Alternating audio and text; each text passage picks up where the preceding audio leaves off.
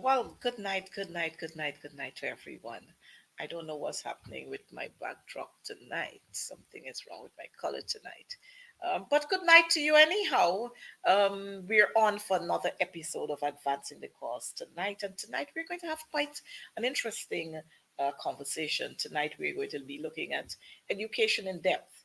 But just before we go there, let me take time off to say happy birthday to quite a few persons who celebrated birthdays this week from last Wednesday to today. Happy birthday to you. And I'm trusting that you're going to be blessed new year as you go forth into this new chapter. You're going to experience nothing but blessing. But of course, let me say blessings, but let me say to you, the challenges are going to come. Nothing is wrong with the challenges, but it's how you overcome those challenges or how you ride those challenges. That's what's important. So do enjoy. You have an entire year to enjoy. Do enjoy. And then on a sad note, we want to extend condolences to some of our colleagues. I know today two teachers from the Buxton branch, they lost a loved one, a mother and a sister. So it's a mother dying. She has a sister that's a teacher, and her daughter is also a teacher. We also lost a teacher from Covent Garden Secondary School. Here again, homes are hearts are broken, and we want to pray that you will be comforted even at this time of your loss. um, what is hurtful, especially in the case of the teacher that we lost, is the fact that that teacher has died and she will not receive her benefits. You know, she was there all along from 2020 up to today, and she couldn't receive her benefits, all because of this wicked government. And so, these are the kinds of things that sometimes really trigger me off. Where teachers are there working diligently, committed and dedicated, but yet they're deprived of their benefits. So here, another teacher bites the dust. Um, life, life. But this is not how, as teachers, this is not how we plan our lives. But let me give you some quick highlights before we get really into the meat of our program. We've got lots of things trending right now. We've got the police, the Guyana police force under the microscope at this time. I don't know what is happening, but the Guyana police force is under the microscope at this time. So we got the commissioner as a wedding planner. We got the commissioner issuing statements. We have the head of Suku denying that there was a statement being issued by the commissioner of police. The operator is going to just flick those up for us. And then you have the statement being put out there the statement issued by the commissioner of police being placed out there. So you don't know who to believe and what to believe. So there's a statement out there where the commissioner of police admitted that he collected monies on behalf of the deputy commissioner at that time, Mr. Brutus, for his wedding, and he paid off to the Pegasus, whatever it was, 8 point something million, and he received something, some 100,000 in return after the expenses were cleared. Man, look, it's a whole lot of craziness. And then you're hearing too that some government ministers are behind this whole thing of throwing Brutus up there. And then you're hearing like one of the attorneys said, there's more in the matter than in the pistol, where they want to get rid of Brutus because, as far as they're concerned, Brutus is a loose cannon, so they don't want him to be confirmed. They don't want to confer on him the cap of commissioner of police. So you got all kinds of craziness throwing up there. Operator, you can just put those things out there, and then you have the what? Leroy Big Smith putting something out there that this minister is involved, and then the minister gets his attorney to issue a letter there to Big Smith to tell him something if he doesn't retract and something. And oh boy, UC Anderson. he came in representation of Big Smith, and he has responded to that document there. And I'm hoping, operative, you can pull up a part of that document, because I want to really read a part of that document for our our viewers. You know, the Mr. Anderson's, his chambers is saying, defamation of Anand Prasad by Leroy Smith. And he said, with respect, we refer to the subject at caption. We, Paula Jones Nicholson and UC Anderson, act on behalf of Leroy Smith. We note with grave concern your correspondence dated the 14th of October 2024 to Leroy Smith. The gravity of our concerns is rooted in its implications for Guyana's press freedom, democratic and freedom of expression credentials, which have lately fallen prey to siege and battery. We have been instructed to respond and do so in the ensuing manner. One, apologies and retractions for the publication made on the 14th by Leroy Smith in respect of our clients in respect of your clients, forwarding of any message will happen only when the temperature in hell reaches freezing point. Yeah. Waiting for same might veer between eternal and what is proverbially referred to as neverary. Hey man, look, these watch these people, big. And my guest that I have there, we're gonna talk about this. We have to talk about this. And you know, let me say, you see Anderson and Paula, I can't remember Paula, whatever is the attorney's name. Paula, what is her name? They could only write like that because of teachers. Teachers played an important part in their lives. Unlike some who, you wonder sometimes whether they've been to school or not. And then we got, when by the time we moved from the police force, well, there's plenty things happening, but we're not going to go into all of that. By the time we moved from the police force, of course, they got the Courtney Crummy Wing matter coming out. But by the time we moved from the police force, we got to Minister Vindy's ministry. That ministry now is big confusion. Well, of course, you know the story about the old age pension books, disappearance of the old age pension books, disappearance of the public assistance books, and you got people photocopying these books and going to encash them and all of that. And then, of course, when that leaked out and you had the big Tulaloo, the PS resigned with immediate effect. And by the time the PS, we know in the public service system and even in teaching, as long as you resign with immediate effect, then you lose all your benefits. You lose everything.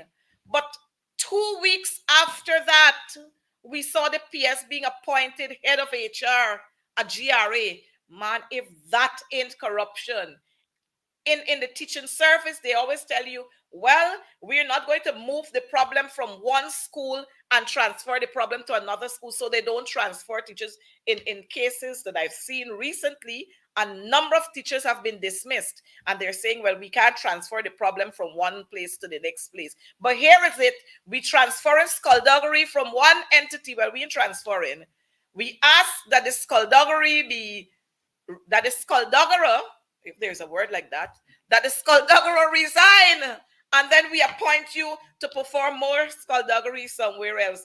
And then by the time that is taking a little time to settle, we got Women Innovation and Investment Network, again under the same ministry, big corruption. The AG's report said, there's damning corruption in that ministry. I don't know what is happening. I don't know what is happening there, but something is wrong. Something is definitely wrong with the PPP. I don't know how they can clean this kind of mess. Something is wrong with the PPP. And then by the time we move from there, we gone to critics with this company that critics got. $870 million, the contract that was awarded. So far, he has collected $160 million, and little or no work has been done there. I don't know. These are the things that I expect Barra Jagdeo to talk about at his press conferences when he's having them on Thursday. But he doesn't address these issues, you know. He finds all kinds of things to go around and around and around to address. These are the things I want you to address, Barra Jagdeo. Tomorrow, address this. Why up to now critics still got contract there? Why he has not been blacklisted? Why the contract was not taken away from him? And you know, this contract has been there since when? I think it's since 2000 something. Can't remember when was the date. But early, long, plenty months since he got this contract. And I remember by the time the PPP got into office, they took away the contract from Courtney Ben for St. Rose's Secondary. They took away the contract from BK for Dora Secondary. And why is it that this contract that critics is holding on to, they're taking it away from him? You know, I am tired of these people, and I hope, viewers, I hope you are tired too. But we're going to talk a little more about that. So we move from infrastructure and so on, and we go straight to health. $3 billion in expired drugs between January 2023 and June 2024. It's not Coretta McDonald saying that. The Auditor General's report is saying that $3 billion in expired drugs had to be disposed of between 2023 January and June 2024. The Auditor General's report is saying that. Now, when you go to the hospitals, you can't get drugs. You can't get drugs when you go to the hospitals. From Corriverton to Port Kaituma to wherever, you can't get drugs. But here it is, $3 billion worth in drugs had to be disposed of because they expire. So you're saying, this is saying to us that people keeping these drugs to sell to the pharmacies and to keep for themselves. And then the next thing you know, a lot of people don't go to their pharmacy. A lot of people don't go to their hospitals and so on. And then they have to dispose of these drugs. $3 billion worth, not 3,000, not 300, not 300,000, not 3 million, $3 billion worth. You see how money wasted in this country, and the ordinary man can't get any. The ordinary to raise in salary because we look what we're doing. We wasting monies. But I'm going to bring my guest on because we need to talk about what is happening here in education in depth. And tonight I have two wonderful young men who are going to be joining me. They're no strangers. They're no strangers. Once a teacher, always a teacher. We have Comrade Jaikaran, and we have, I'm going to call him Comrade tonight. We have Comrade Nigel London joining us. I don't ever remember the other name, but Nigel, you're going to forgive me for that. But once a teacher, always a teacher. And it's always my pleasure to have them talk with us and for you to get some additional information with regards to what is happening with education in this country. Gentlemen, welcome to another episode of Advancing the Cause, where we are going to talk about education in depth. I don't know. Thank you very much. Okay, good. Greetings and thank you. It's certainly an honor and a privilege to be here with you and with your guest, of course. And to those who are viewing, greetings. Good. So, gentlemen, we want to talk about education in depth. I'm not sure how many of our viewers would remember, but this country would have had a whole list of ministers of education who served with distinction, unlike the one that we're having right now. A whole list of ministers who served as education. Comrade Jaikaran, I know you probably would be able to give us some of those names of some of those ministers who served with distinction, ministers who knew what to say and how to say it, ministers who dressed like ministers, unlike the Rumshop person who we got now. Mm-hmm. And so we're going to talk about a little about some of those persons as we go along tonight. So Comrade Jaikaran, I'm going to start with you. You're going to tell us about some of those ministers, the names of some of those ministers. I think we may have the pictures for some of them, but you're going to tell us the names of some of those ministers. Comrade Jaikaran. Thank you. Thank you very much, my sister, friend, and comrade. And I'm happy that you are referring to myself and my brother as comrade on this program tonight.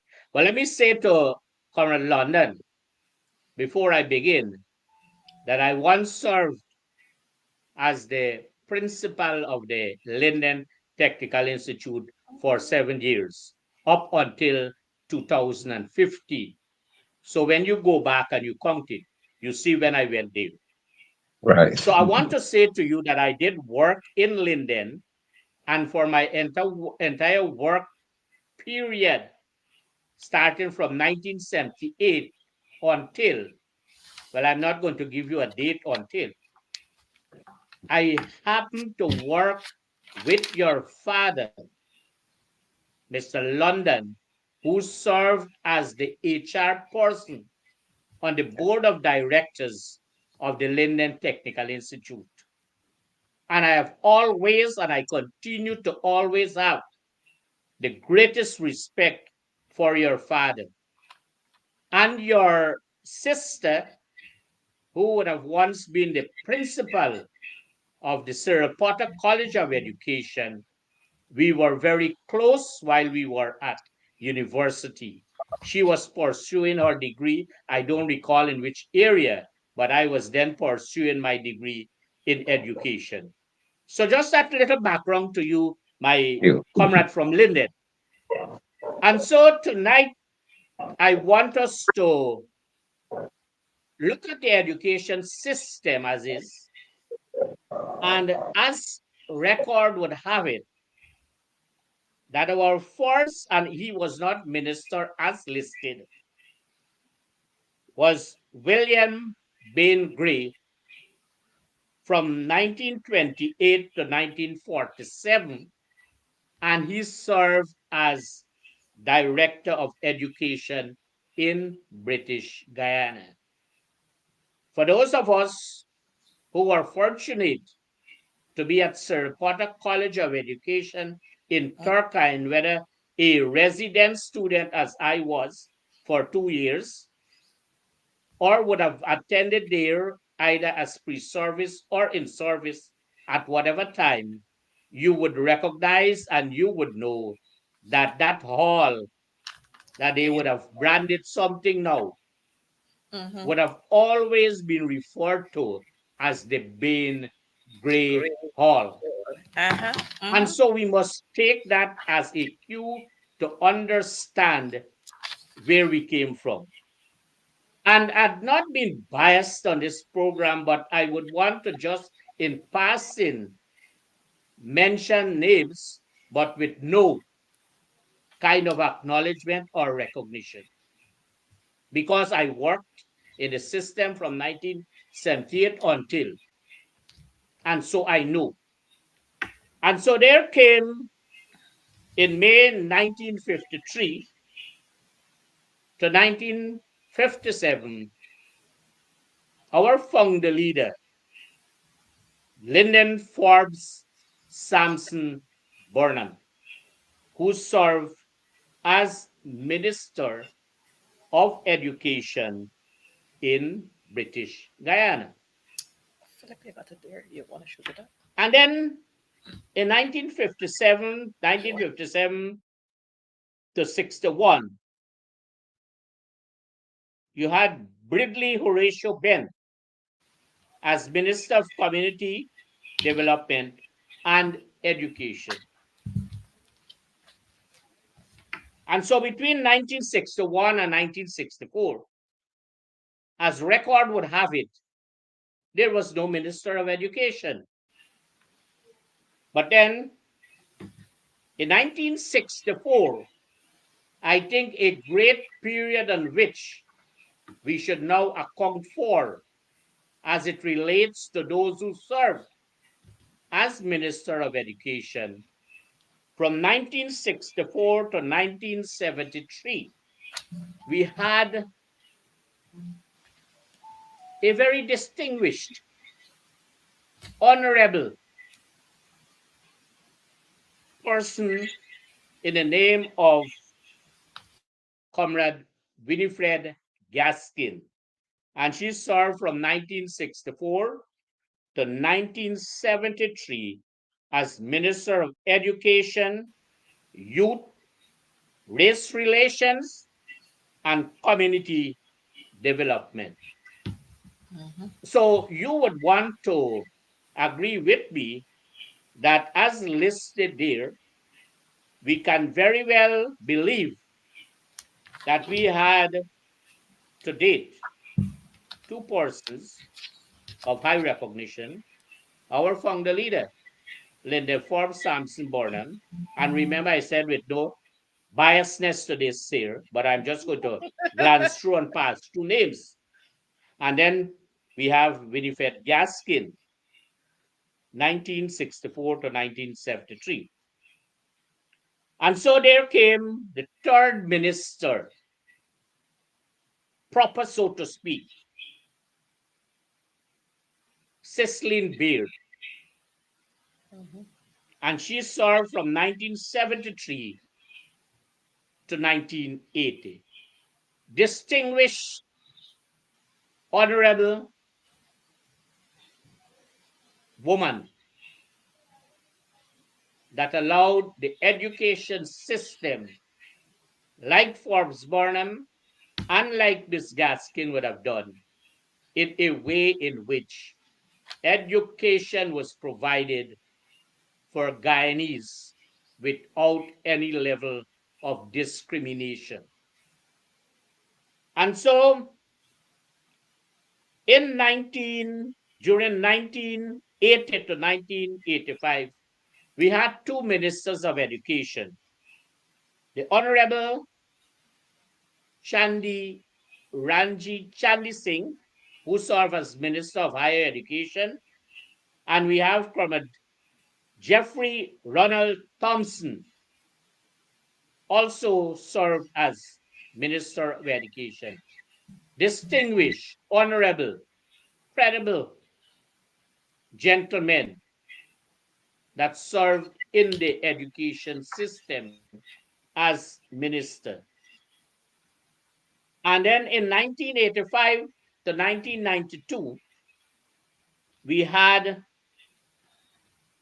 Comrade Viola Burnham served then as Vice President, Education and Social Development, and Deputy Prime Minister. Honorable, distinguished, outstanding Comrade Viola Burnham. And then at the same time, we had Derek Bernard, who served as Minister of Education. Also outstanding, distinguished comrade. And then in passing, but with some credit to it, we had Dr. Dale Bisnath, who served from 1992 to 1997 as Minister of Education and Cultural Development. And then he also served from 1997 to 2001. So he had two periods. But I said we give him recognition because in passing.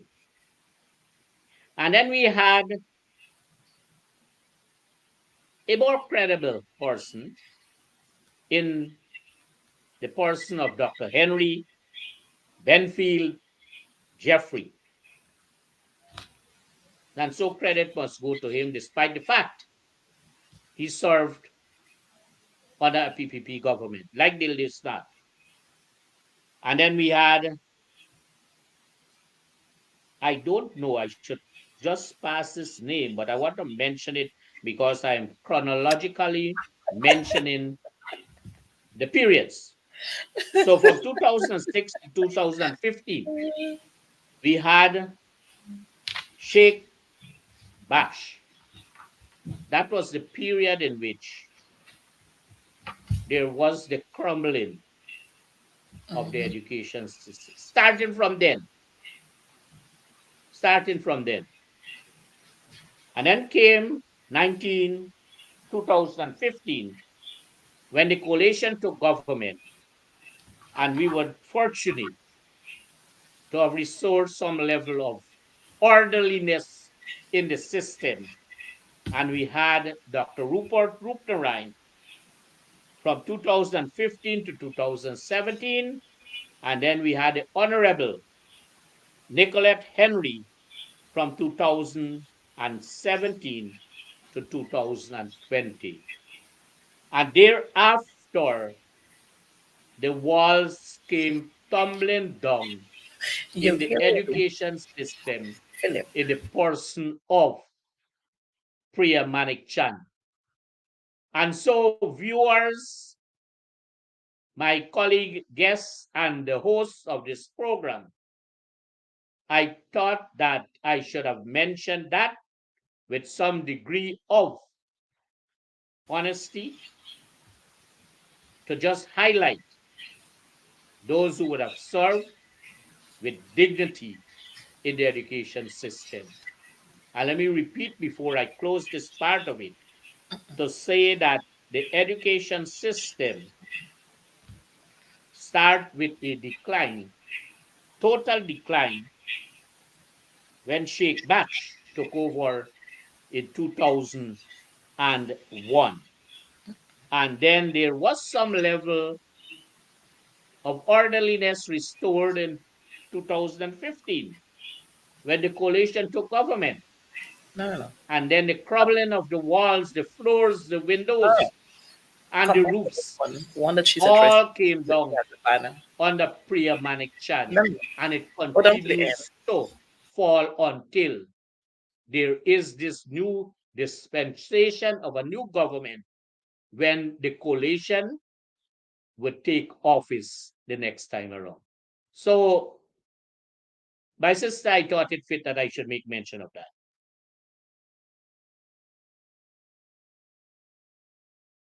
But Jaikaran, thank you so much. But we missed you missed a few in between there. We had Mr. C.V. Noons, who served as a minister as well between 1961. That's the period that we had missing out there, 61 to 64.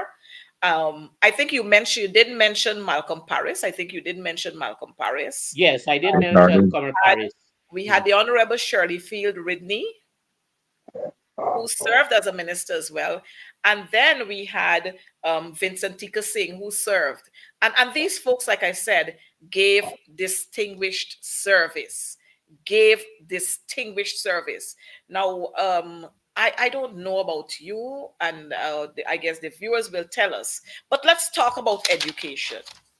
We recognize, we knew from way back when. We're seeing now being taunted, and we're going to have Nigel coming in here. This talk about and this big hype about free education, this big announcement about free education and no more tuition fee at the University of Guyana. Nigel, I think you're just as old as I am to talk about free education. Thank you. And thank you to Mr. Jaikaran. I'm certainly honored to know that you've known my father, and you do know my sister as well. Um, it's unfortunate that I haven't met you before, but I haven't heard any name being called to say that Jaikaran is a bad man, so I know that you've done well in reference to my father's eyes. But let me hasten to say that I have been fortunate, and I would say this without reservation. It doesn't matter what platform I'm on. I've been fortunate to have been born and to some extent raised under the likes of Mr. Forbes Burnham. And so I'm a beneficiary of free education. I understood clearly what free education meant. My father benefited from free education. My mother did. And I am familiar with the law. It's actually enshrined, and I'm happy, Madam MP, that you spoke to, or you're speaking to education in depth here, because Guyanese must be educated, carefully so, as to what lies in our law. It is not a political policy. It is not a favor being granted. It is not a gimmick for an electoral campaign. It's actually enshrined in our law, and it was never removed. That education would be free, that's Article 27 of the Constitution, would be free from nursery through tertiary, and in any other place where there's an opportunity for individuals to gain higher learning. That's actually enshrined in our law. So for years, beginning with Asghar Ali being Minister of Finance under Chetty Jagan, that is where the law began to be broken. Forbes Burnham never charged Guyanese a dollar under his administration for Mm, anything called education. So now when Irfan Ali could hop up to say that he is removing the fees from in reference to tuition from the University of Guyana, I'm concerned about that statement because it should not just be removed, there has to be a repayment recompense to those Guyanese who have paid for education from since Asghar started the nonsense. yep. And I have been calling as a young man for years. I've been saying that I went to University of Guyana when Asghar started. I said I'm not paying $1 because the law of Guyana states clearly that my education is free. Free. And most importantly, and I think we get there, I want Irfan Ali, Bara Jagdi, and any of them to list the names of the PPP people now who were sent overseas by Forbes Burnham administration, for example, to study for free. We paid for it. My father and others paid for that kind of experience, who went to University of Guyana without having to pay a cent. So free education is a constitutional right. My Guyanese brothers and sisters, I hasten to inform you that if anyone is charging you to attend the University of Guyana, I don't care when it happened, it is unlawful. It has been unlawful. And I've been one who's been advocating for years for this to stop because it is unlawful. Thank you so much, Nigel. And I just wanted us to have that part in because the young people of today, and we may have a few older folks who didn't know that this was enshrined in our constitution, free education. And so when they hear this free education announcement, people get excited and oh yes, and a lot of people can go to UG now because it's free. But it was free. It was in 1992. It was the PPP who instituted paying fees at the university. So when they come to jump around now to talk about free education, oh man, tell people that it was free before. You were the one who instituted payment, and you feel And bad now. and if I may, sorry for interjecting, I don't normally do this, but I have to. There were also University of Guyana buses, by the way, Yes, that yes. transported students into UG. So I don't know how people can paint Burnham up in reference to a particular picture when all of these things were done under his watch. There was Yeah. there were buses transporting people into UG and out from UG. He ensured that Guyanese had an opportunity to access higher learning at absolutely no cost to them. None. I Mhm. want anybody to name one other president who's ever done that. One more. It's that kind of night for me, especially PPP one. Well, I want to say too, Not Nigel. to cut you, Comrade McDonald, but Sure, in sure. addition to what Comrade London would have said to the bosses, there would have been at least 5 bosses then. Because I was then secretary of for my entire life at university, doing the not the postgraduate, the undergraduate study, I served as secretary of the UGSS. So I know very well certain things. Mhm. And not only those buses were transporting students from wherever on the East Coast and from Georgetown to UG, but the people coming from Linden to university were assured that they had transportation when they were dropped off at the Linden Car Park to get to UG. And when they came back at 9, 10 in the nights, they were sure that a transportation was there from UG to bring them to the Linden Car Park. But not that only. Those buses were then used to transport students on different field trips in different faculties. And so that was the addition to what this transportation system served at the University of Guyana under free education. Yes. Well, and I just wanted to add that even while that happened, Barajagdio was a beneficiary of free education. I can't speak for Airfront, but I can talk for Barajagdio. I can speak for Frank Anthony. I can speak for Vindy. I can speak for Anil. All of them. Name them. Donald And Ramotar. we should go a little further to say both Anil and Barajagio got scholarship under the PNC government. And so when you see these people jump out there and they want to talk, they must say the stories as they happen. They don't tell you that part of the story. You ask Barajagio, tell him tomorrow when he comes here, viewers, ask him or put the reporters to ask him, how did he go to study in Russia? Ask him that. Yeah. So when they come here with a bare face and talk about Burnham ban flower and Burnham do this and you suffer under the PNC, he probably suffer, but he ain't dead because he making people's lives miserable today. So he ready to suffer. And so this is education in depth. We must return to our history so that we can put the facts on the table. We can put them out there. Lyndon Forbes, Sampson, Burnham ensured that we got the religious holidays that we have now, that we all enjoy now. All the Pagwa where they go and dress up themselves and the Diwali and so on, where Barajagvi are going around the place. And so it was because of Lyndon Forbes, Sampson Burnham. He gave recognition to every religious body that we had here. So, viewers, we want you to know that when we come on these platforms and we speak, we don't only speak because we want to speak. We speak the truth. We give you the facts. The facts that they hide from you is what we give to you. But before we go further, let me just throw this one here in. I just saw this breaking news. Calvin Brutus files constitutional motion against the government of Guyana. Ay, ay, ay, ay. So, Brutus is saying, once I going down, plenty people going with me. Education in depth.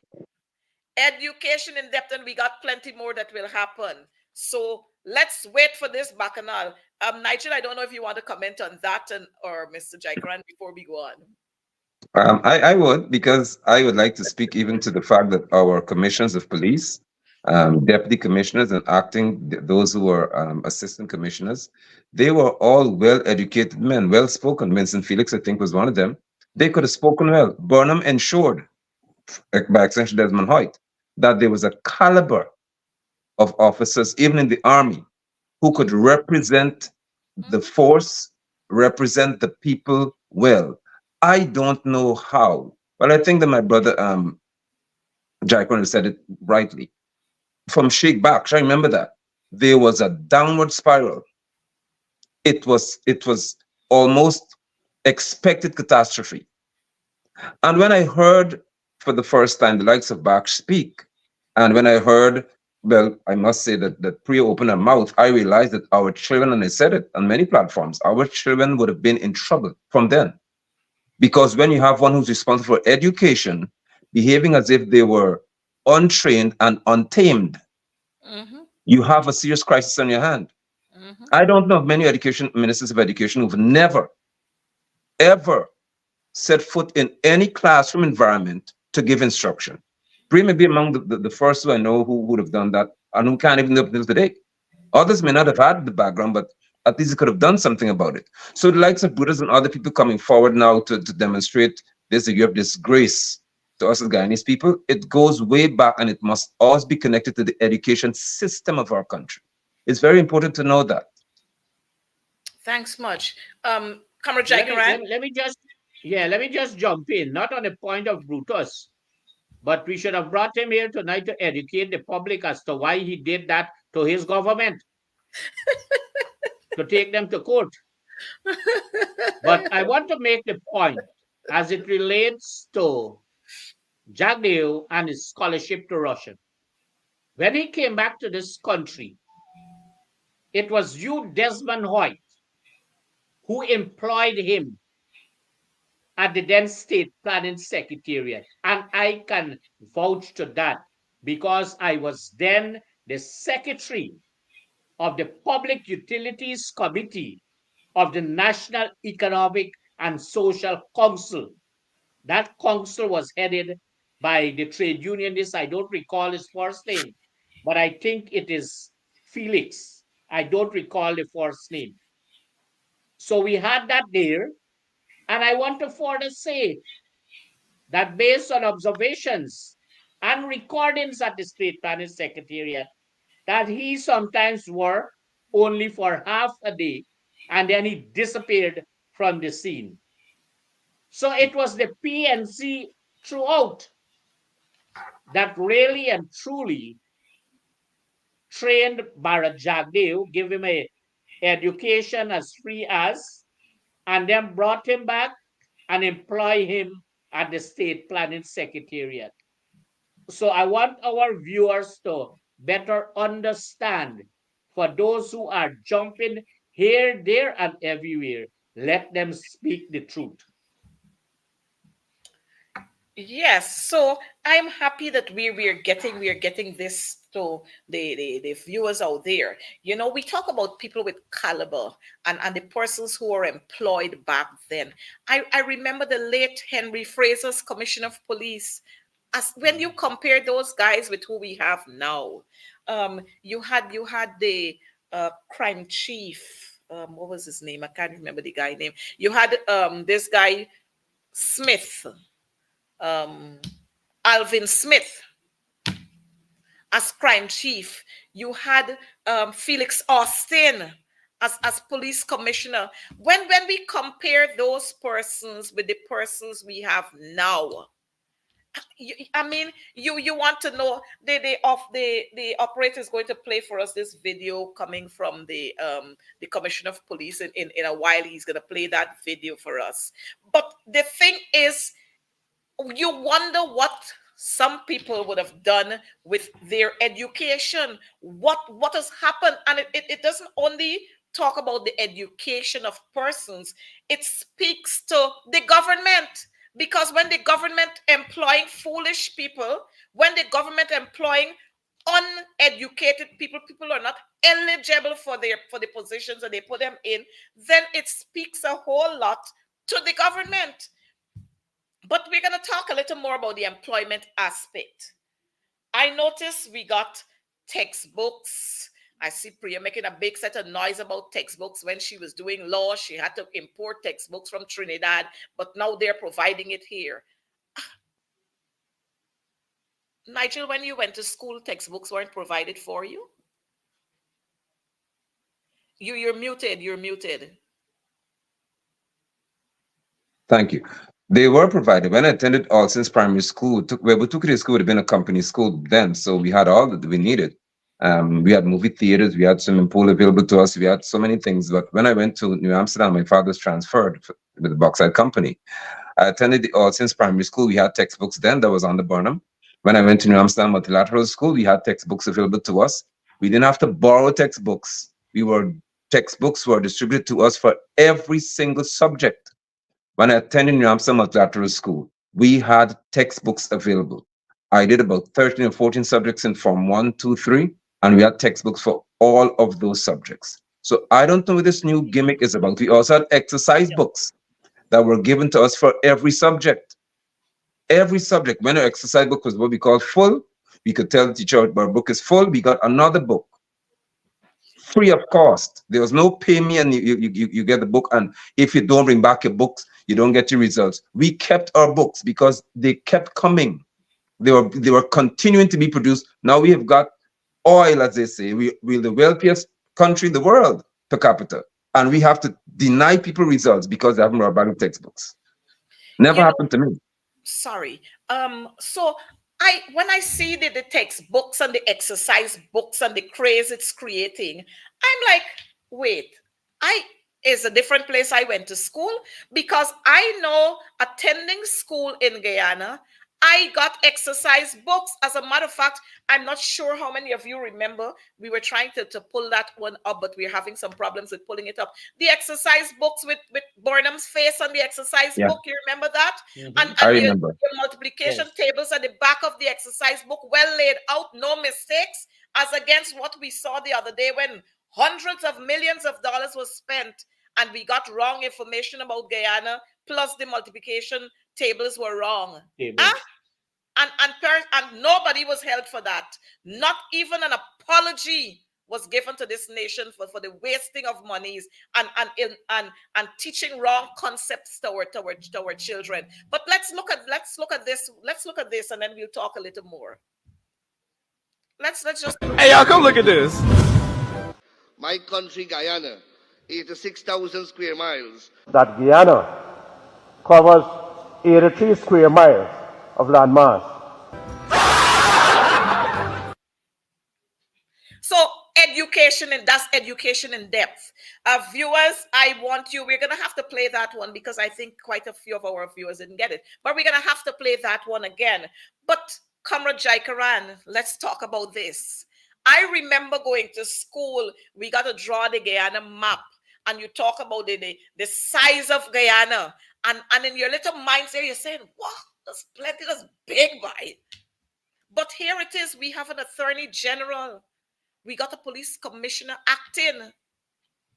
Well, it is nothing strange because y'all remember Clement Roy when he was Minister of Foreign Affairs. When the reporter was talking to him and he asked the reporter, you sure is Guyana talking about? Or are you talking about a different country? He himself did not know the size of Guyana. So here again, we understand what has happened to education under the PPP. Education is not, you notice education is not priority for the people, for the People's Progressive Party. Look at the way they treat teachers. So you understand right there and then. Yeah. Go ahead. I was making a point that only Clement Rohi did not only not know the size of Guyana, but he went to a conference as a Minister of Foreign Affairs and International Relations of this country. And it was difficult for this man to differentiate between Dominica and the Dominican Republic. And this is the kind of person that the PPP would have had in these kinds of positions. But let us come back a little bit about this free education. Because I was in the education system since 1978. And free education was introduced. Free education was introduced in 1974 by Lyndon Forbes Sampson Burnham. But and my comrade before you from go further, Linden, comrade London, spoke before about you go, when he Comrade went to Jaikaran, school. Comrade Yes. Jaikaran, before you go further, let me say this. Let me ask you this question. It was instituted because we had oil then, right? No, we had no oil we had no oil. Thank you. So the exercise books were received in schools the term before. And Yes. so you had no rush in the new term. Sometimes these schools give out these exercise books the term before, so you prepare your books with the labeling, your name, your class, your subject, and who is the class teacher for the subject teacher and what have you. And so there was no shortage at any time of exercise books. As it relates to textbooks, that all our textbooks, check them, printed by Guyana National Printers Limited. Yep. Our exercise books were produced by Guyana National Printers Limited. And there was no what you call class set, meaning a reduced number of books in the classroom. Each student, each child, each pupil, well, they call them learners now.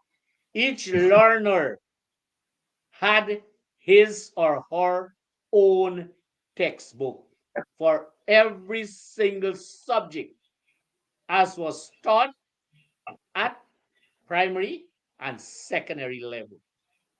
And so we want to make that distinguishing cause to show Mhm. that when free education was provided under the PNC government, that it was really and truly free education. And And so they, yes, just to add to that, and I guess Nigel can pop in here too. It was not only exercise books, textbooks, and free education, but I remember we had hot meals. You remember you had hot milk?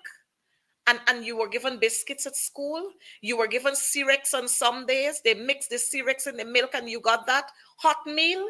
We even got materials to make your school clothing. You remember we had our cotton factory. All of Correct. these things happened when we had no oil. And now that we're having oil, is all kinds of craziness. I remember back then we had, and we're going to come to that, when we talk about our school buildings, it was under the PNC where we got enough yard space so the children can run around and use up some of the energy that they have. I remember it was under the PNC that we had every Friday afternoon was games afternoon. We had youth week. Comrade Jaikaran, you will tell us what else. But and every class had an afternoon to do sewing. You remember? We were taught how to sew on our buttons. You had poetry time. Every class had to go out and do agriculture. We had the music period where you had to learn the national songs. Yeah, y'all remember how it helped us to be patriotic? The PPP came and they erased all of that. But let's talk about outside of the clothing, the cloth we used to have to make our school uniforms. I'm seeing our viewers, they're well into it and they're talking about craft and learning to play instruments in schools, pianos and so on. Thank you, viewers, for including that in it. But I remember, and a viewer is here telling us that they used to have hygiene stuff in school. You used to have toothpaste and what does it yes, call? Are saying there, the viewer? Toothpaste and including the cups and all kinds of things they used to have. You used to have as part of the hygiene in schools, teaching the children from a tender age how to be clean and tidy at school. Now that we have oil money, all of that gone. All of that gone. But as we speak more on education in depth, um, Nigel, let's talk about the classes, if we want to put it like that, or the categories of schools we had then under Burnham. And you would remember we had the multilateral schools, we had the community high schools. Let's talk about that. I'm happy that we can, and I must say that you really, as they would say in the church environment, you're in the spirit, because of how my thoughts went to as a grade 6 student, grade 4, 5, 6 student. I was happy to do agriculture farming in school. We had a garden farm in our school. We produced things and sold it as children. The school would sell it to parents and so on. We had all since primary school ground, a whole field. Bobby Side School had a whole field on which you can play. BI, you know, some of that. We had grounds on which we could play because Burnham understood the value of us being robust and strong people and being healthy. Now, what do we have? I attended, as I said, the Namsa Multilateral School. And I would always speak to that experience because it speaks volumes to the vision of Lyndon Forbes Sampson Burnham. And in that school, we actually had a gymnasium. We had gymnastic equipment. It was fully equipped. We also had a technology block. That's where I learned some of my skills from woodworks and metalworks and so on. Now, what Burnham understood was that there are students who may not be able to uh, immediately out of primary school transition to high school of that sort. So what he had would have been the community high schools, but you could have written an exam, and depending on your performance, you can matriculate into a high school like Namsa Multilateral, or you left that school with a skill. What did he also have? He had the technical institutes. So if you are not good at the bookwork, as they put it, you can go into the technical institute for free. I don't Ali come and give me this answer, but he's removing fees. That's never happened on the Burnham. and Hoyt. You didn't have to pay to go to Tech GTI and New Amsterdam Technical Institute. So we had schools and an education system where every child was catered to. That is really where no child was left behind in reference to how important they were. Not you just do what you want in school. Every child had an opportunity to excel in whatever area was good they were good at. I even remember where we had teachers who were highly skilled in music, What's Trump? highly skilled. So I learned music in school. I didn't learn to sing a song. We learned to play instruments and so on in school, the recorders and so on, because we had a leader and we had leaders who understood that it doesn't matter which school you attended. So there was no big boy at Bishops and big boy at QC and big girl anywhere. All of the schools, all of our children in Guyana understood that we were valuable to this nation. That's it has left a lasting impression. I mean, that's why people don't understand why I speak the way I do sometimes, because Yep. I grew up under a real man named Fobbs Burnham. I wasn't raised by chickens. I had to march as a grade 2 and grade 3 student, march on the road for miles Yep. for May Day, and I was happy to do so. I didn't have a Yes. problem doing it. We did military drills in school because he taught Yes. us to be disciplined people. Now you have a set of wild animals leading the country thinking it's okay to have our children do what they want. So we this whole thing about education, it really triggers me off when we look at what is happening in education. And Comrade Jaikaran, feel free to touch base here. It was at school you learned, just the same way they're teaching the children in Venezuela to be loyal and patriotic. It was Patriotic. that is what we were taught at school. In school, how to be patriotic to our country so that you would stand up at any time Yeah. for your country, Guyana. You were taught how to sing the national songs, like I said. You had to recite the pledge. You were taught the national songs. You knew all four verses of the national anthem. You had to march for Youth Week. And you know, the PPP now, they would say that is slavery. And you want to do this and you want to do that. But they were the ones who faced those things out. They were the ones who faced it out. You learned loyalty to your country when you went to the teachers training college, and then you had to do a bit of Mhm. national service. You learned Service. loyalty. You learned loyalty to your country when you went to the university, and you had to do a bit of national service. Who erased that? Who phased that out? The PPP phased that out. And so you wonder now that our children are not learning and our children are wayward. Who caused that? Under Burnham and the PNC, we had the National Service and the People's Militia, so that our Yes. children who couldn't cope with being sitting behind a desk and doing this and doing that, they were taught a skill there, and they went into those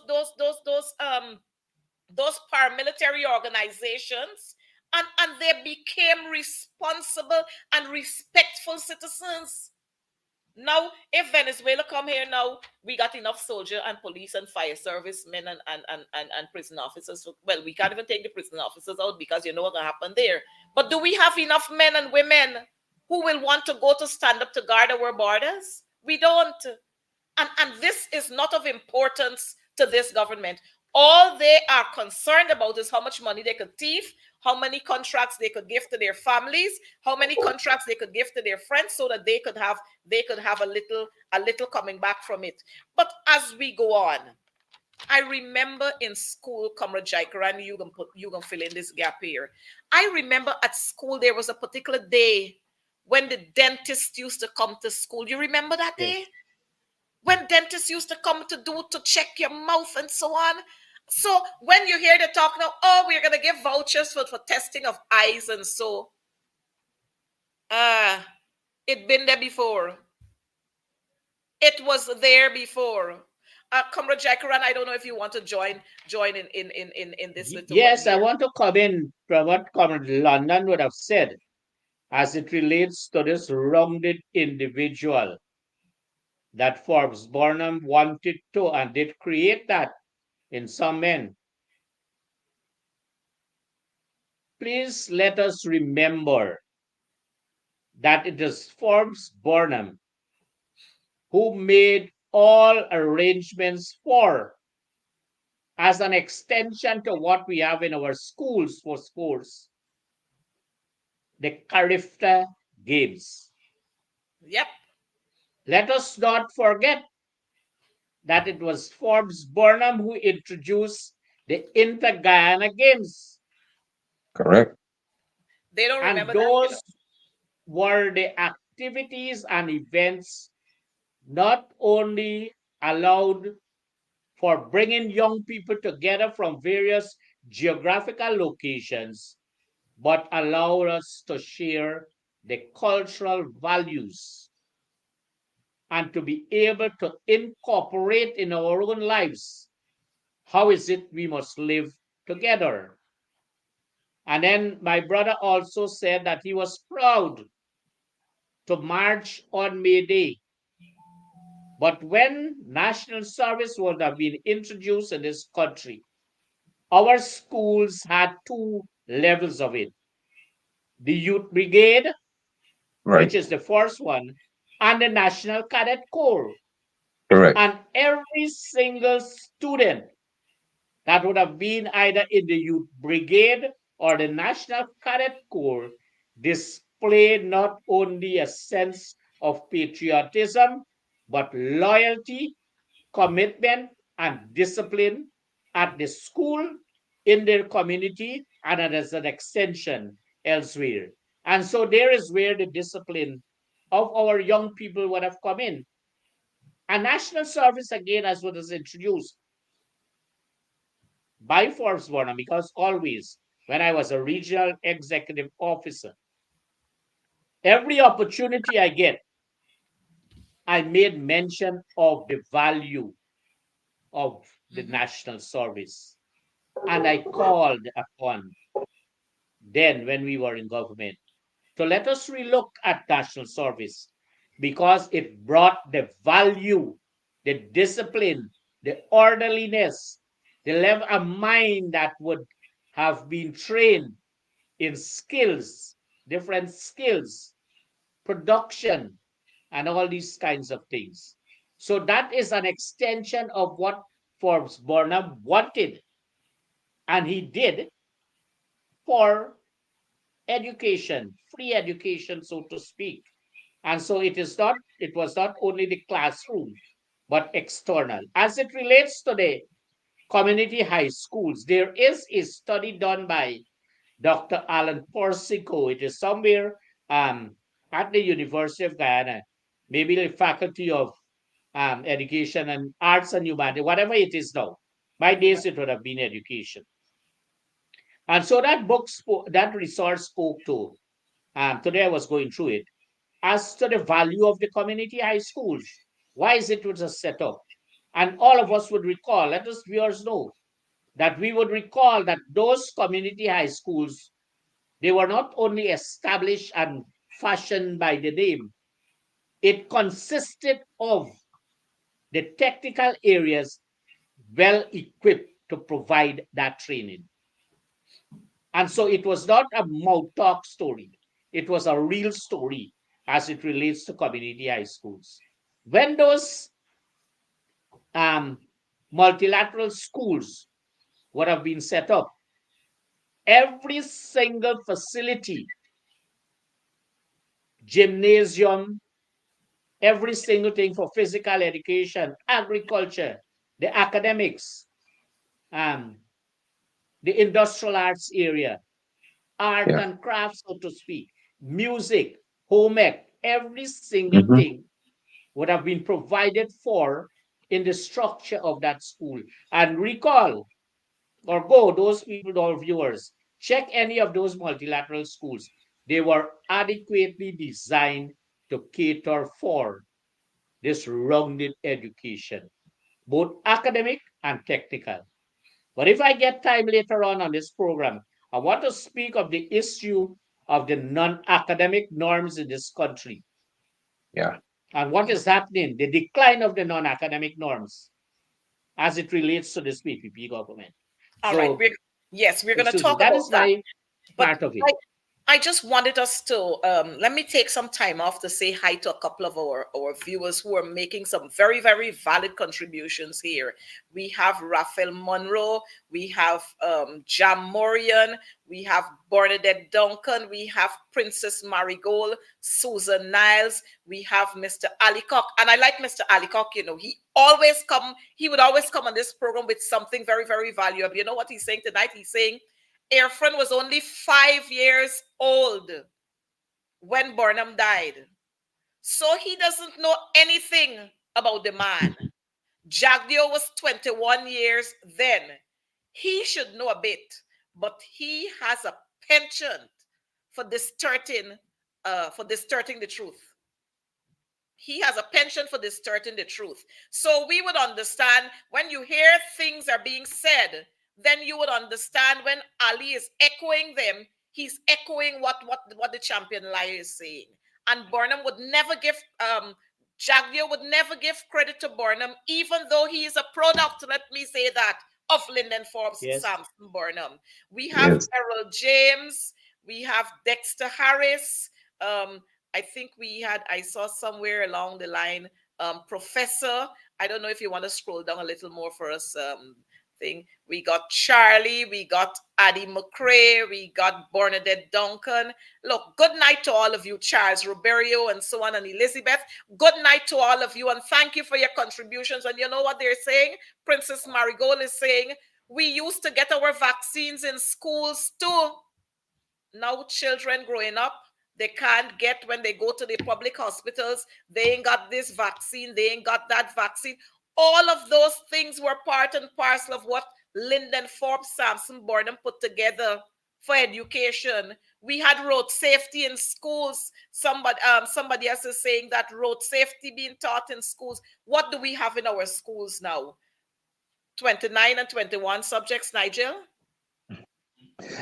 Exactly, because I clearly understand the vision of Lyndon Forbes Sampson Burnham, and that's why I will speak to it.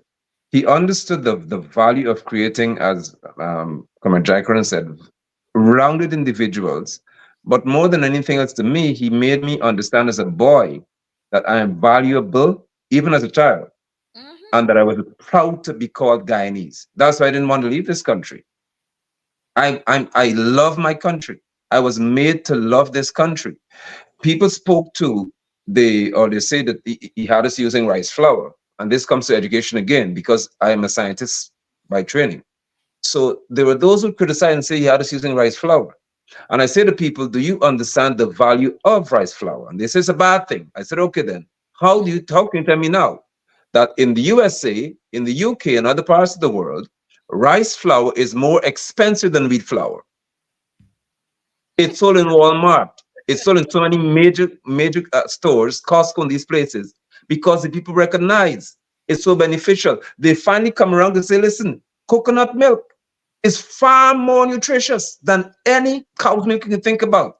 They say Burnham is using powdered coconut milk, but now people realize that this thing is so healthy.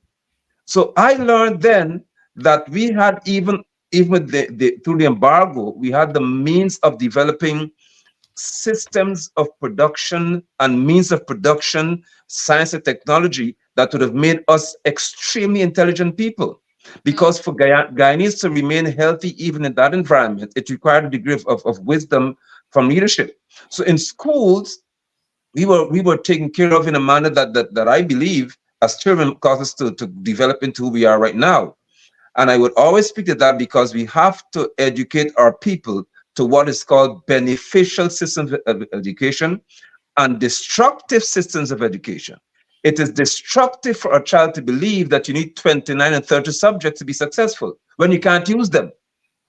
It's destructive for a child to believe that when you have 17 subjects, you're called intelligent, but you can't change your car tire.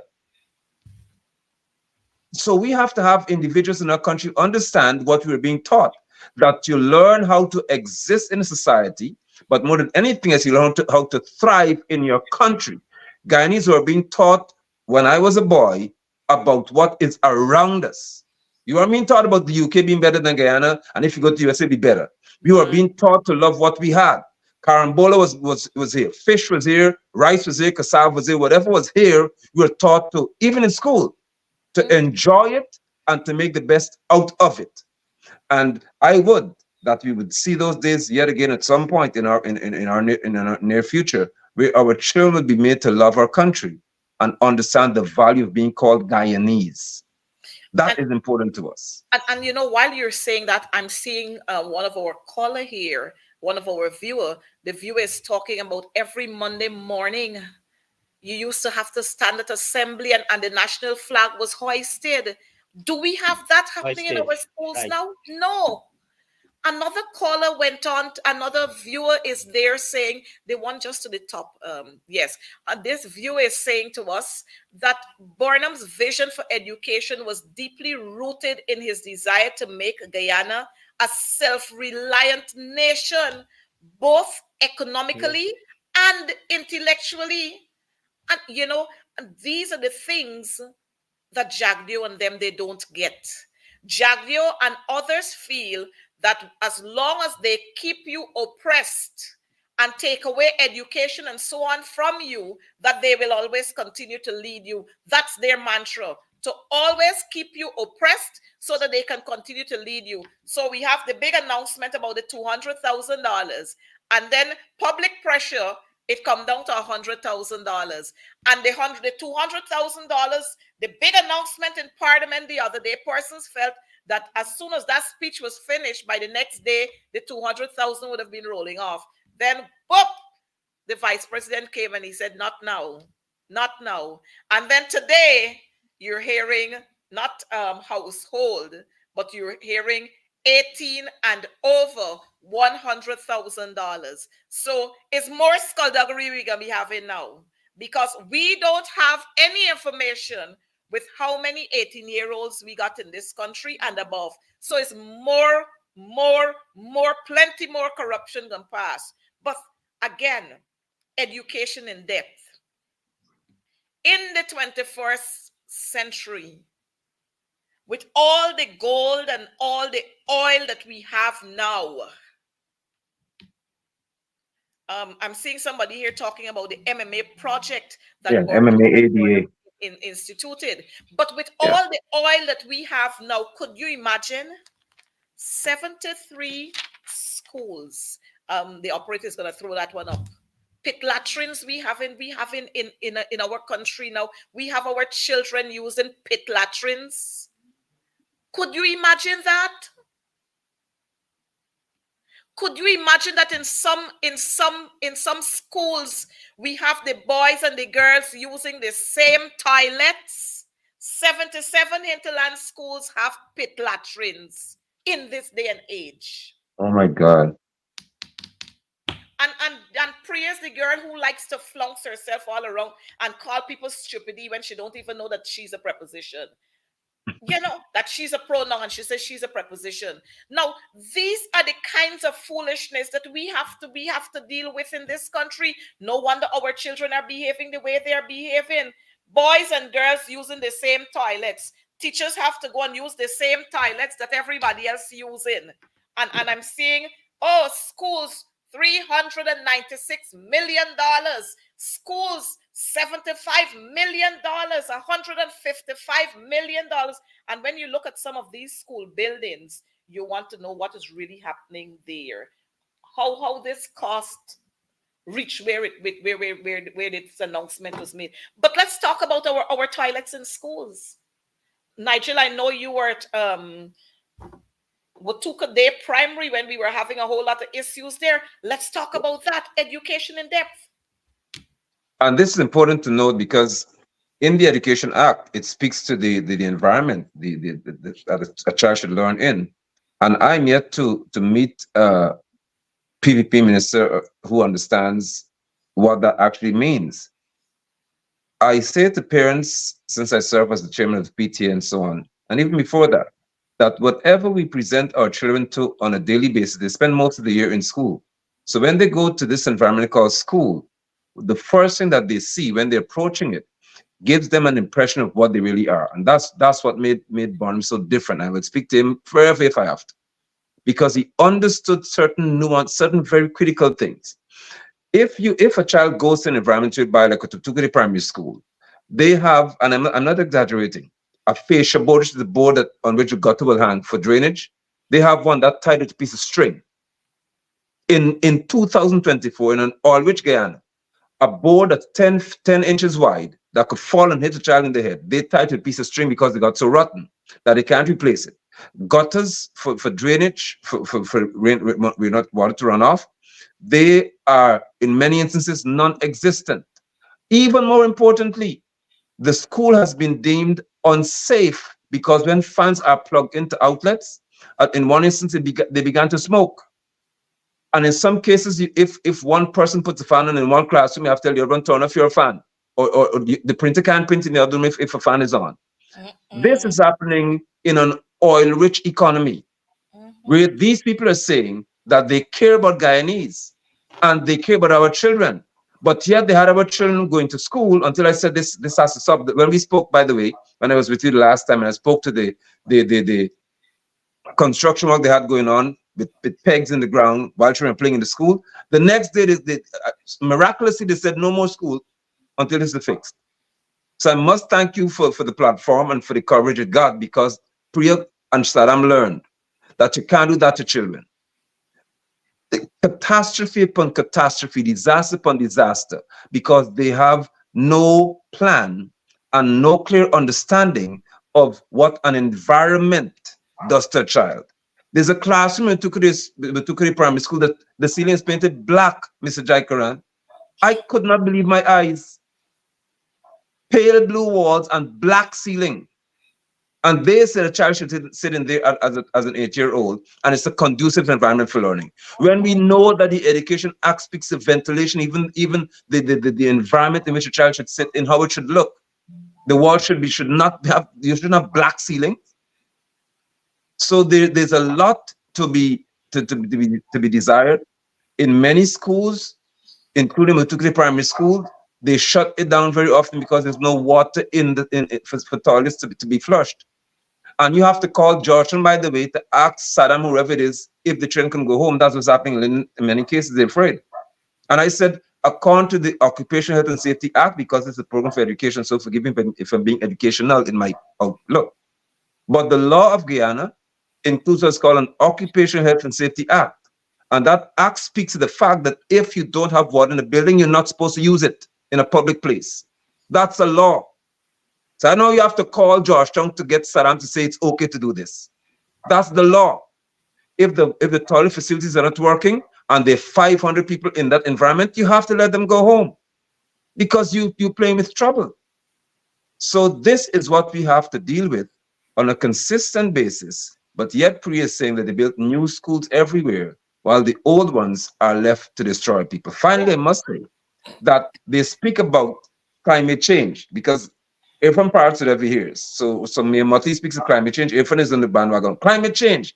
And we have excessively high temperatures. But yet that creature doesn't understand that if you have excessively high temperatures, you can't build a concrete school with no air conditioning. I mean, I don't know what it takes for the most simple things to register these people. Oh, but you can now say every house, every adult gets $100,000, but teachers, they couldn't afford to give teachers a raise in salary. But they could suddenly dole out all this money. University of Guyana, you don't pay tuition, so they have money to pay the lecturers at UG and everything else as well. You can pay GTI people and everything else, but you don't have money to give to teachers when for 75 plus the teachers were saying, we need a better wage. They could suddenly find hundreds of billions of dollars to just throw around the place. It should tell Ghanaians what these people really think about us. Well, it is saying to us, keep the people uneducated and poor, then control them. And really is saying that to us. Keep them poor and uneducated, and you control them. But Comrade Jaikaran, let's talk. We're talking education in depth. You served as a teacher, you served as a lecturer, you served as a principal, you served as a REDO, regional education officer, you also served as a regional executive officer. Let's talk about the Department of Education and what role does the Department of Education play in any particular region? All right. I'm happy for that question because I want to continue from where Comrade London would have made mention about the school in West Watuka. I happened to visit those schools when I was principal of the Linden Technical Institute. So when you go to Linden, it is difficult for you to say Linden Technical Institute. And I became accustomed to the right name, the trade school. The trade school. And so there is something you call the non-academic standards. Hmm. It is a booklet that I think Priya would have never had an opportunity to read. I That's true. don't think Saddam would have had an opportunity to read. And that booklet or that book would have established what are the non-academic standards. That is to say, the size of a classroom, and Comrade London spoke to it, what type of ventilation it would have. And ventilation is going to depend on your geographical area. For those of us who work in Linden would know that that is a far advanced, hotter place, so to speak, Hmm. than most parts of this country. And so that non-academic standard, that booklet, gives guidance to how schools ought to be constructed. Nursery, primary, secondary, the types of furniture, the Hmm. height, the level, what have you, ventilation, as I said earlier, the floor space, and all these kinds of things, lighting facilities, every single thing. But they are not following that. They are not following that. The design of these buildings are done by some consultant because in the first place, they have a consultancy being recruited for the design of this building and then for the supervision during the construction period. And so some of these consultants do not understand. And mind you, you have to give them some leeway because they are told what to do. They are told what to do. So I thought it fit that I should make mention of the non-academic stand as it relates to what Colonel London would have said that they have to call the gentleman who can't even doesn't understand what is a letter memo, Saddam Hussein.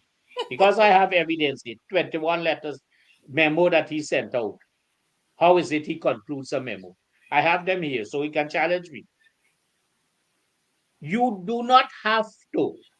Any regional education officer who knows the system, you should not call the chief education officer to ask an advice for him to be able to close a school if such report is given to you by a head teacher and you know full well that there is need for closing that school. And so Redos must understand that there's a document out there called the Delegation of Powers from the Chief Education Officer to Regional Education Officers. And among those powers would be that the REDO can be able to close schools based on the circumstances. Correct. And it would follow that after you would have done that, you advise not Saddam Hussein, the chief education officer, but I don't know if they have that, the deputy chief education officer who is responsible Right. for the For that. delivery process Hmm. and not Saddam Hussein. And so I thought it fit that I should. But the departments of education, they have a major role to play. In the rightful sense, they are the chief education officers, the chief education officer of their particular region. Their particular And region, yeah. until unless they know their role, and their roles are clearly outlined in section 2 of a book, I'm going to recall the name of it just now. It is section 1 that speaks to the Central Ministry of Education. Section 2 speaks to the regional education departments, and Section 3 speaks to the school itself. Those booklets, I want to say, or guide, would have been prepared when we were the first batch of cadets under the stewardship of Dr. Una Paul.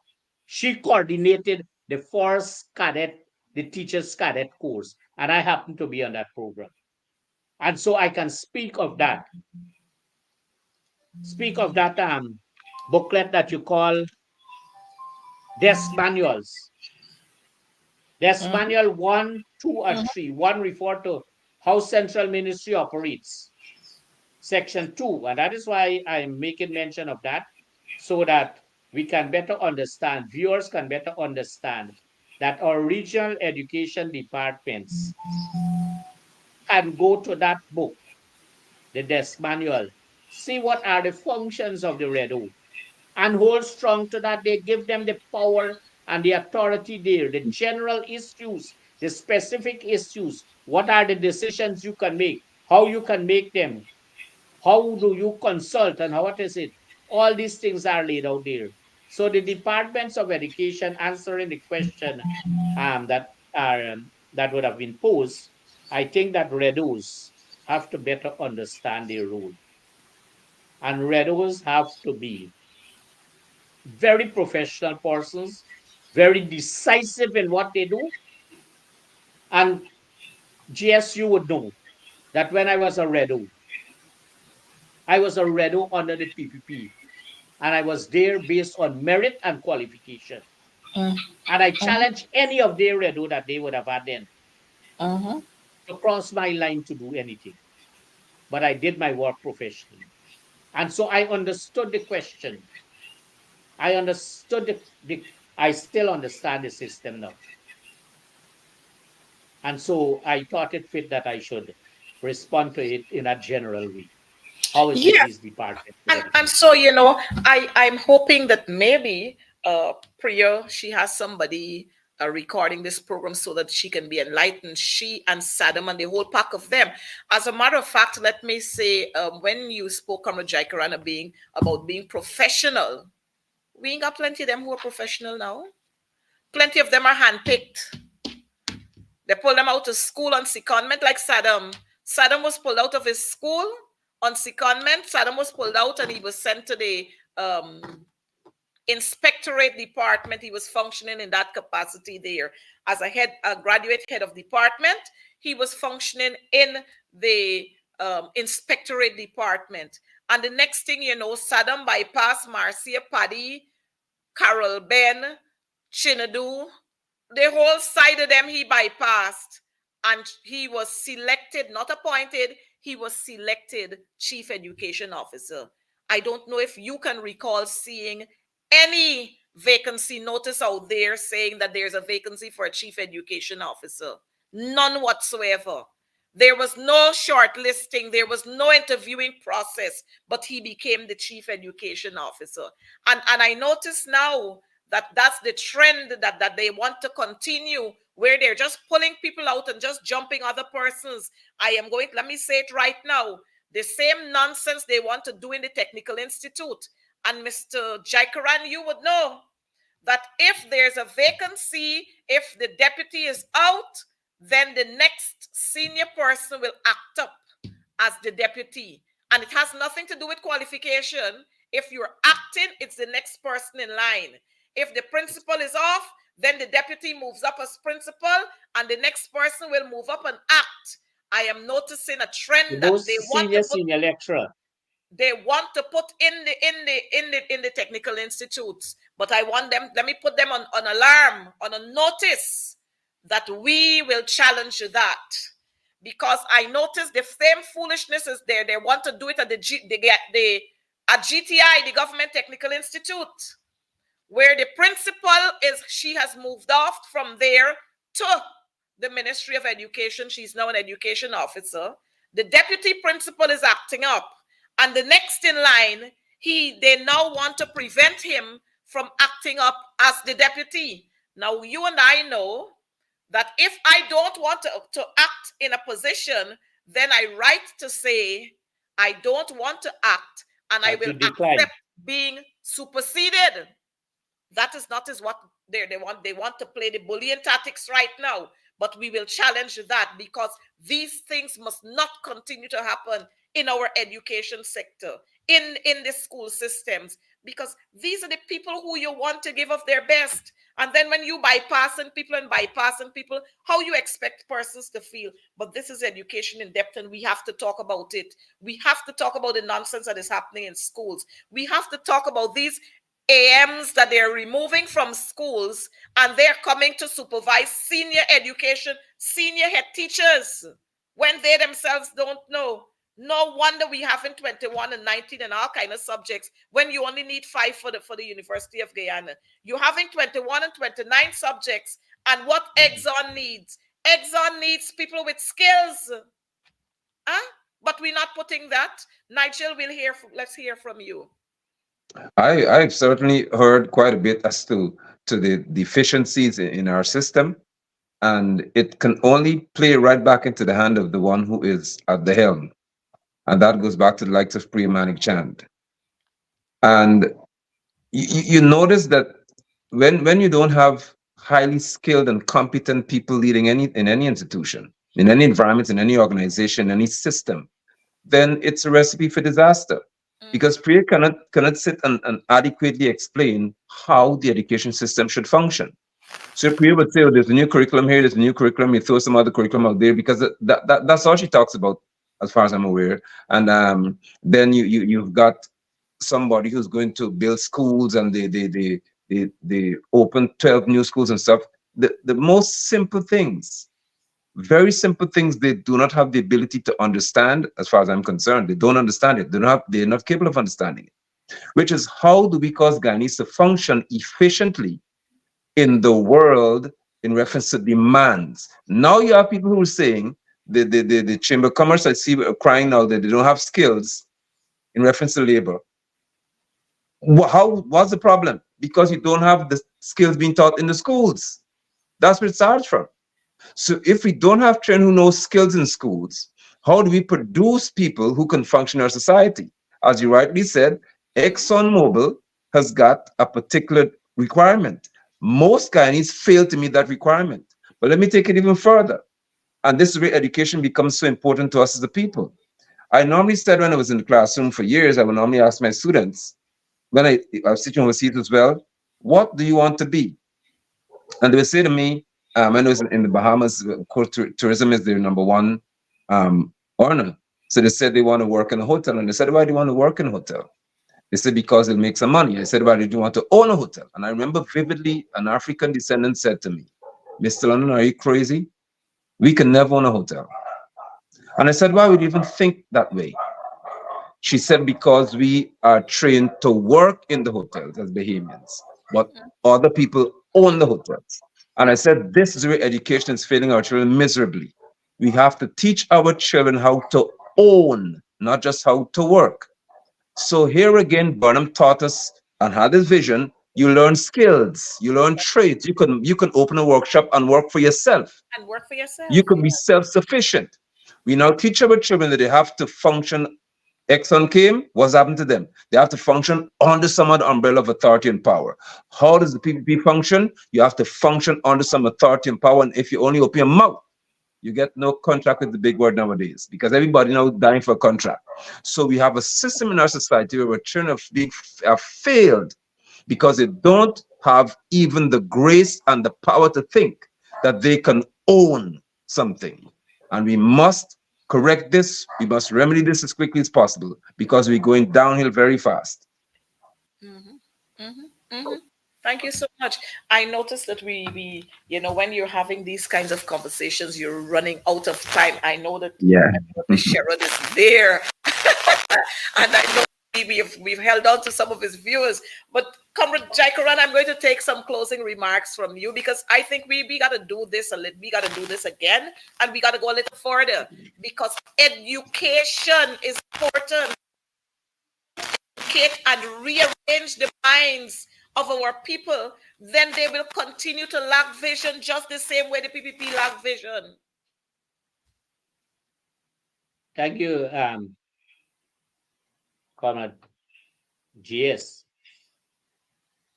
This topic as is, for me, you, and Comrade London, I think we can spend 1 week, 1 week discussing the issues, the defect and the deficiencies of the education system. So for the hour and a half we would have had tonight is just less than a sprinkling True. based on the things that are happening. Mm-hmm. Next Wednesday, I'm going to be hosting this program, but I'm going to have some discussions so that I can see who can bring on this program so that we can continue this discourse along the line. Yep. But I want to close by making reference from this book called A Destiny to Bowl, Lyndon Forbes Sampson Burnham. And it says here, and because we are discussing education and the youth and education in depth, I want to close by saying this.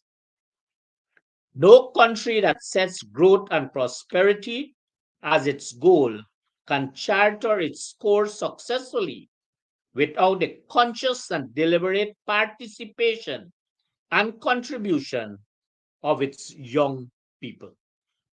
And so I come back to say that that rounded individual in the school system, whether it be nursery, primary, secondary, and the different kinds of secondary school, the multilateral school, the general secondary school, and the community high schools, the technical institute, Forbes Burnham Or if you can look at one I saw saw just for you. us, the young people, as being the persons, and therefore education as it is can take us where we want to go once we have the right kind and type of persons, highly professional, to take us there.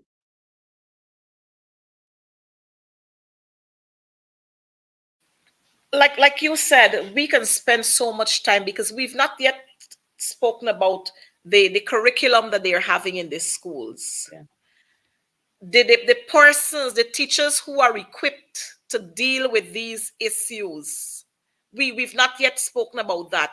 We've not yet. I remember the days in school when we used to have the guidance and counseling sessions. You remember those Counseling days? sessions. We've not yet touched on that because of the many issues that we are having in our schools. We need this in our schools. We've not yet spoken about in depth about construction of schools.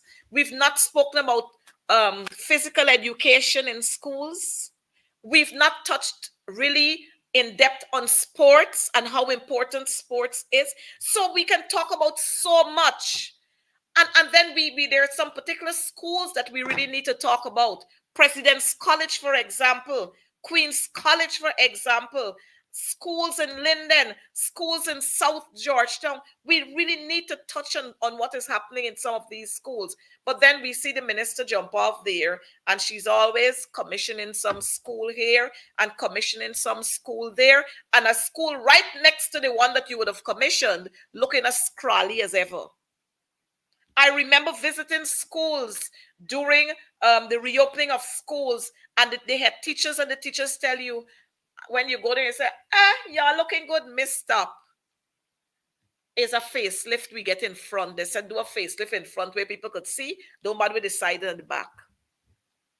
And when you go around to those schools, to the back of those schools, you want to know what is happening there. And so all of these things we've got to talk about. I hear Nigel talk about the black ceiling. Black Well, ceiling. I don't know what we raise in there. Black ceiling?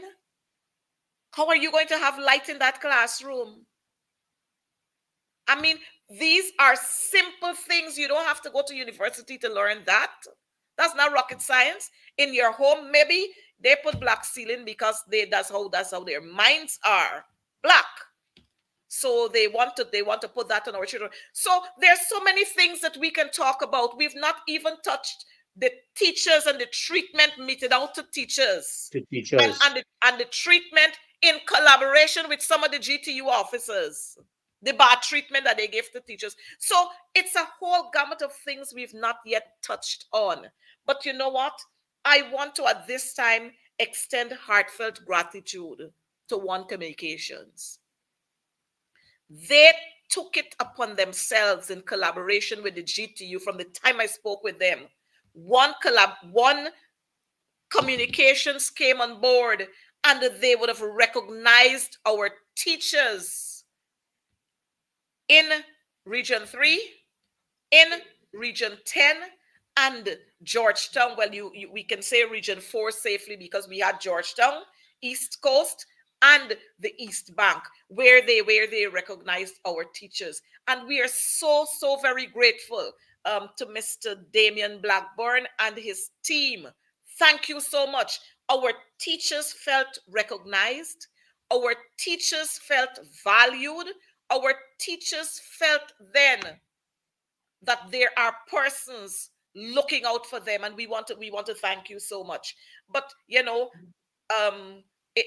when you look at what has happened at the Ministry of Education, it's the one with what's her name. When we look at what is happening with the Ministry of Education in for the that week between September, whatever it was, to October 6th, where we would have recognized the teachers, the Ministry of Education, with all the oil monies that we have, those people didn't do anything there at the national level to recognize our teachers. Look, I remember you talking so much about education. And I remember under the David Granger government, we had bicycles, we had boats, we had buses that were given to our children to ensure that they get to school. They had books and they had bags and they had the breakfast. Now all we're doing now is commissioning buildings. We commissioning buildings all the time. All the time we commissioning buildings. And that's all we seek to do, commission buildings. But we're not worried about how the children are going to get to schools. We're not worried about how they're going to get to schools. All we do is commission buildings. We commission buildings. And some of the buildings, 2 mornings after, you know what's happening there? Mhm. 2 mornings after, the craziness we're having in those buildings. Walls cracked, leaking roofs, stairways, something. We didn't even touch at what happened to the teacher at I think it was Mackenzie High School, that the teacher fell down the stairway and broke her. I mean, we haven't touched Mackenzie High. those things yet, you know? And so this here is saying to us that we have got to be able to pull this sector back. If not, we in shambles. We in serious shambles. I was trying to get us 2 pictures. I don't know if the operator is able to get them, but I was trying to get 2 pictures. But if you have 1 or 2, just put them up so that we can go off, to show the way some of our education ministers dress as against what we have now. I don't know if you have another one that you want to show us. We saw Burnham earlier in the way Burnham was dressed. And I'm sure we might be able to find a picture with Sheikh Bashk or somebody else. But then you have a minister now who doesn't care what she doesn't care anything. Huh? She doesn't care anything. Minister going to work with any old how the minister is dressed to go to her office, and she feels good about it. I think, operative, you look for the picture. We have a picture there with the minister declaring open the school in Northwest there. Just Yeah. yesterday, I think it was. The Yesterday day she was, before. or the day before she Yesterday was. she was on the Esquivo Coast. Check her footwear there. Yes, Check her man. footwear. Long You know, boots, I think she had on for the opening of something there on the Esquivo Coast. and Some it's university, something. it's so disgusting. Yes, Texila University, they were opening some branch or Mm. something there, and it's so very disgusting. So very disgusting. When you talk about ministers of education are actually molders of the nation. Exactly. Molders of the nation. Look, we got one of the pictures there. I think the operator is able to pull up one of the pictures there to show us. You are molder of the nation. The children look to you for example. And when you dress anyhow and you speak anyhow, what you think our children will do? What you think they will say? How you think they will dress? And this is what we promote. This is what they promote, and they feel happy about it. You know, I mean, somebody got to tell this girl something, Mr. Jaikaran. I think this is the photograph you're talking about. Somebody got to really tell this girl something. Somebody got to tell her something. Yes. Somebody got to tell her Comrade something. London, you Operator, see I don't that know if white you. log hoods there? Yeah. Yes, I do. As if to say it's Oh my God. a sporting event. Look, you're going there with something about Texila. And look everybody. Look how the young lady next to her is dressed. And look at her dressing. And they would want to say that we're making a big fuss about this, but we have to. We have to. And so it all comes down to education in depth, how we view education. Operator, I think you might be able to find the photograph with them declaring open Northwest Secondary School. So we can go off with that one. But um folks, I don't know. I don't know where we're going. I really don't know where we're going. It is a sad state, very sad state. That yes, that's same there. Very, very sad state. Very, very sad state we're in when we look at the people who are managing education.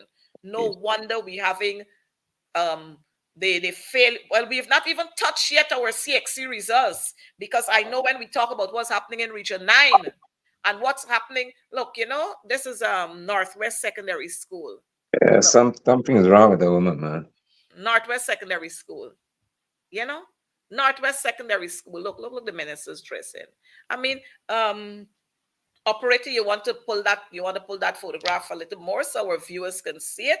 um I don't know. I don't know. And I don't know if there isn't anybody there to tell her about it. It's disgusting every time you have to see those kinds of things. But I mean, it's crazy. So we have to do this again so we can talk about our passes at math and English, what we Yeah. do in the classrooms, how we should be interfacing.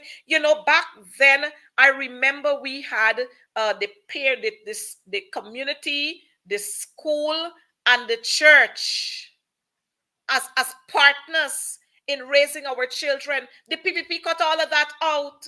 The PPP have cut all of that out. So now we have our children behaving anyhow, and parents on the streets, elderly person on the streets can't talk to them because of what we have coming out of the education sector. But gentlemen, I want to thank you so much for being here with me this evening so that we can really talk about education in depth. Like I said, we have to do this again. And when we come again, we have to talk about our passes at CSEC. We have to talk about what our children are doing at grade 6. Because at CSEC, we hear about the 19 and the 21. We don't hear about the thousands who get 3 subjects. We don't hear anything about Mhm. them. We hear about the 1% at the grade 6. We don't talk about the child who doesn't score anything, who gets 0 as the score at the grade 6 exams in 2 subject areas or 3 subject areas. We don't hear anything about them. And when you look at the cohort of children we send off to secondary schools, 15,000 wrote the grade 6. And by the time they get to grade 11, how many of you have? Maybe 2 or 3,000 writing CSEC. So we don't hear anything else about the masses, but we make a lot of noise about 1 or 2 or 15 of them as against the 15,000 that wrote the examinations. And so we really need to talk about this. Again, gentlemen, let me thank you for being here. Viewers, it's always a privilege to have you here with us. You make this discourse a little more exciting. And I didn't really want to end off with what one of our viewers is saying, but the viewer is saying that the wild hog has no culture. The wild hog has no culture whatsoever, and it is a fact. But we've got to return our country to the glory days it once used to be, where everybody spoke about what is happening in Guyana. Everybody wanted to come to the University of Guyana. Everybody wanted their children to come here. They wanted to move here. Lots of persons are moving here because we have oil. And of course, they're going to be taking the jobs that we are supposed to have because we don't teach the skills. Again, viewers, do have a wonderful week. I know that the kidnapping has started. I know, or the accidents continue on the road. Be careful. Take your time to drive the streets. Be careful that you're not parading up and down in places that you're not supposed to be. Look out for vehicles driving up behind you and that kind of thing. Just be careful as we go along, because you notice the police force in shambles. So if the police force in shambles, then you have no one to protect you. So stay safe. Be good Guyanese citizens. We'll see you again next week for more on advancing the cause. Thank you so much. Thank you. Thank you.